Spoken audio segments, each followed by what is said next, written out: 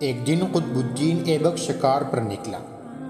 راستے میں ایک کسان کو ہل چلاتے ہوئے دیکھا تو پوچھا، دن میں کتنا کما لیتے ہو؟ کسان بولا، 4 روپے۔ قطب الدین نے کہا، کیسے خرچ کرتے ہو؟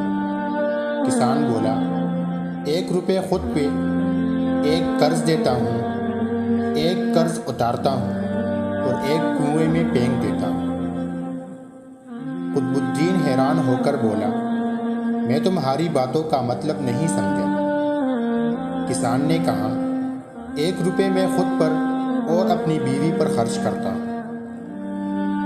1 روپے اپنی اولاد پر، تاکہ کل جب میں بوڑھا ہو جاؤں گا تو میری خدمت کریں۔ 1 روپے میں اپنے بوڑھے ماں باپ پہ جنہوں نے مجھ پہ خرچ کیا تھا، اور 1 روپے خیرات کرتا ہوں جس کا اجر میں اس دنیا میں نہیں چاہتا۔